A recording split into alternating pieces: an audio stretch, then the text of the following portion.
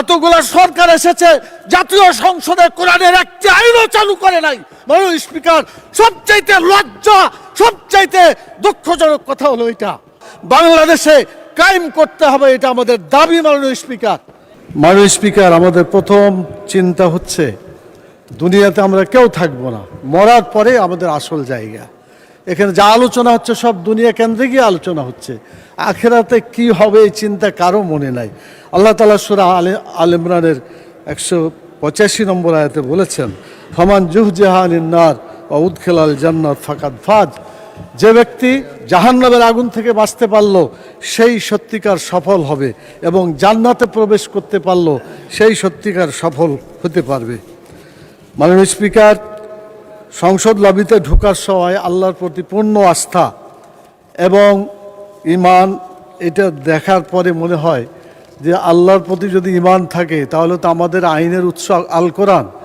কোরআনের বিধান বাংলাদেশে চালু হওয়া উচিত ছিল। মাননীয় স্পিকার, শতকরা 90 জন মানুষ যারা কোরআনে বিশ্বাস করে, এই কোরআনে যে বিধানগুলো আছে 6666টি আয়াতের মধ্যে নট লেস দ্যান 1000 আয়াত belong to the positive order and not less than 1000 আয়াত belong to the negative order.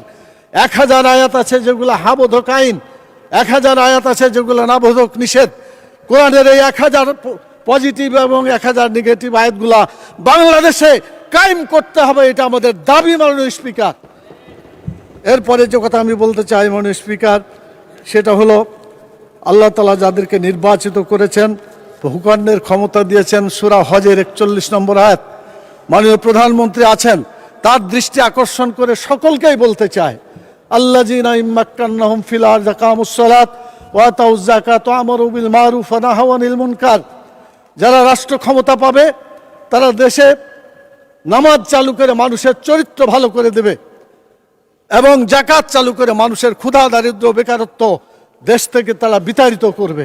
ভালো কাজ করে মানুষকে শান্তিতে থাকতে দেবে, খারাপ কাজ বন্ধ করে অশান্তির আগুন থেকে মানুষকে রক্ষা করবে। কিন্তু দুর্ভাগ্য, আওয়ামী লীগ এসেছে 6 বার, বিএনপি 5 বার, জাতীয় পার্টি 2 বার। এতগুলা সরকার এসেছে, জাতীয় সংসদে কোরআনের একটি আইনও চালু করে নাই। মাননীয় স্পিকার, সবচাইতে লজ্জা, সবচাইতে দুঃখজনক কথা হলো এটা। আমরা চাই আমরা এদেশে কোরআনের আইন চালু করে মানুষকে মুক্তি দেব।